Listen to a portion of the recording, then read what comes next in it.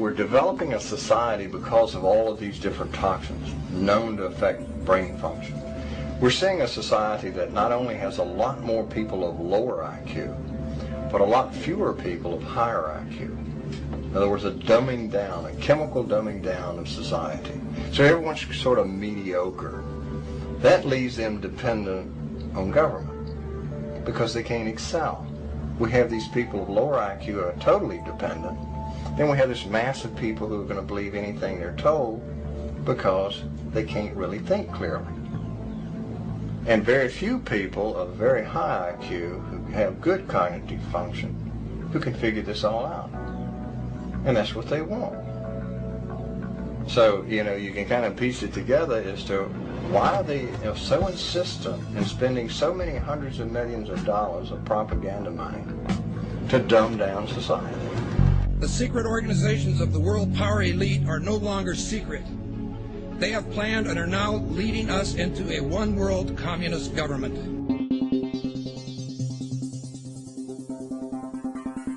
It's no longer a theory.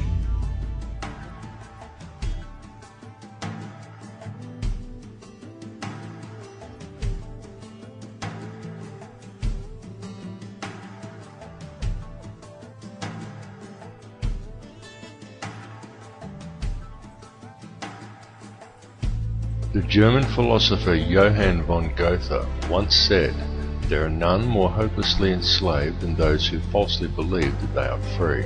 But few who hear the words ever realize that they are the ones to whom Goethe was referring. For the reality is that every person in the civilized world is enslaved from childhood. They are enslaved in a prison without walls or bars, and so few ever realize it, but all are enslaved nonetheless. And what the people of the world are enslaved to is a system of perpetual self-generating debt that is created for them wholly by design by private international banking interests. And the people are taught from an early age to just accept this debt because this is just the way things are. But the reality is that this is not just the way things are, but more the way things have been designed.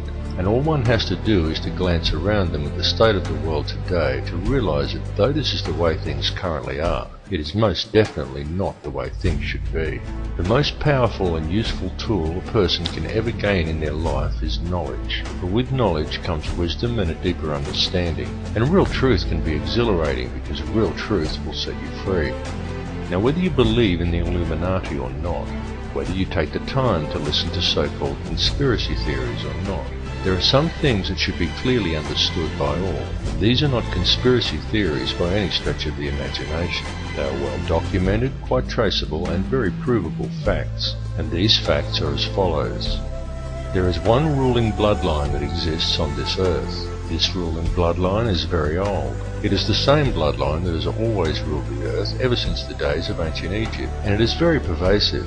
For example, many people think that anyone can get to be President of the United States, but the reality is that all US presidents have been Freemasons, and a large number of them are in fact related, and their lineage can be traced back to European monarchy, and in particular to the line of William of Orange. This elite bloodline can actually be traced back a good deal further than William of Orange, and even back as far as the royalty of ancient Egypt. And it is this very same bloodline that has ruled the earth ever since, and to which the British monarchy and the current US president can both ultimately be traced. Many people may be surprised to learn that US President George W. Bush is in fact the 13th cousin of Queen Elizabeth II, the current British monarch. Reverence for the royal bloodline and worship of Amun-Ra is still carried out in the world today, though it is veiled and secretive, but the symbolism remains true, as always, hidden in plain view. Adherence to such traditions is why each of the three city-states of London, Vatican and the District of Columbia all have their own obelisks. The London obelisk is also accompanied by two sphinx wrought in the image of Thutmose, indicating that it is in London that the royal bloodline actually resides. The fact that out of all the pharaohs to choose from, the London Sphinx depicts Thutmose is actually very telling indeed for a number of reasons, but that is another tale. The British monarchy is steeped in ancient traditions and symbolism, and they do not attempt to hide these connections. They just don't mention them or answer questions about them, but the signs and symbols are right there for discerning eyes to clearly see, again, as always, hidden in plain view. Just a look at the royal coat of arms, the royal regalia and the coronation throne clearly demonstrates these connections. and the evidence linking these rulers to the one bloodline does exist. All the information to verify these claims lies within the public domain. It is up to each of you to connect the dots yourself. More importantly, however, is the fact that over the last 200 odd years there has developed behind this ruling bloodline another elite class, somewhat similar to a priesthood that remains hidden in the shadows. This shadowy priesthood is the money changers, the international banking elite, consisting of 13 very influential families, and it is this shadowy elite who ultimately controls things from behind the scenes. This control is achieved through covert manipulation of the global money systems and maintained through an intricate web of interconnected secret societies, through which control over the flow of all money, all resources, all food, and more importantly, all information through manipulation of the world's educational institutions and corporate media is also achieved. Many of these smaller secret societies are completely oblivious to the existence of the others, but all lead back to a round table of just 6 and ultimately to one at the very top that is populated by virtually a handful of individuals. It is this handful of very powerful men that controls all the other societies, and through them the heartbeat of the entire world. The society that sits at the very top was founded on Knights Templar traditions in Bavaria in 1776 by a man called Adam Weishaupt, and this is the Order of the Illuminati. The man who commissioned Weishaupt for the task was Mayor Amschel Rothschild, and it was done in order to carry out a plan conceived by Rothschild and the heads of 12 other families at a secret meeting that took place in 1773.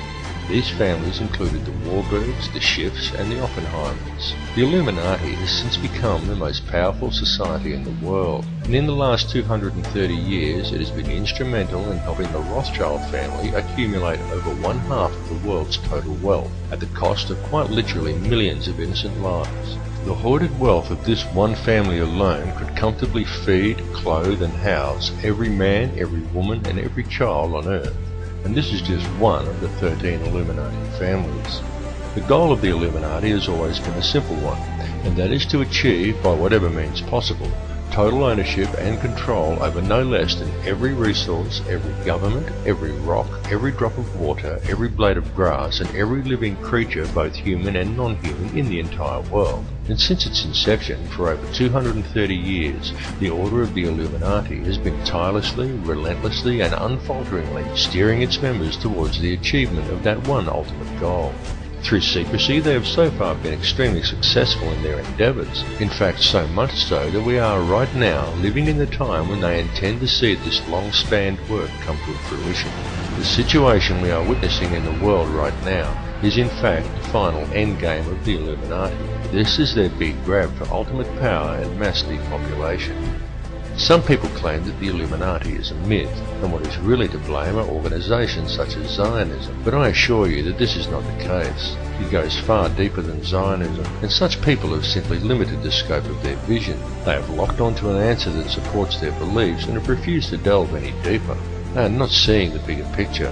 Greek philosopher Socrates once said that true wisdom is knowing how little we actually know, and he was absolutely correct, and this is why it is important to keep an open mind and allow your beliefs to be flexible enough to change as new knowledge is acquired.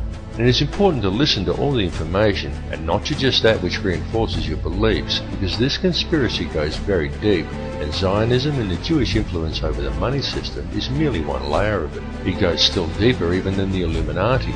Those who we know as the Illuminati are merely the shadowy controllers. The plan that is unfolding in the world today is indeed an old one, and it is a plan that is very complex, but not so with the system of control that is in place to blind the people to its existence. This system of control just appears to be complex, but in reality it isn't. In reality, it's very simple, and it's very fragile. However, it is its apparent complexity that has kept it so well veiled, and it has also been kept very well hidden by constructing a conspiracy culture to breed around it, and by then promoting an air of endless ridicule towards such concepts. Indeed, the creation and proliferation of such a culture and promotion of constant ridicule towards it has been one of the Illuminati's most valuable assets in obscuring the reality of the society's existence.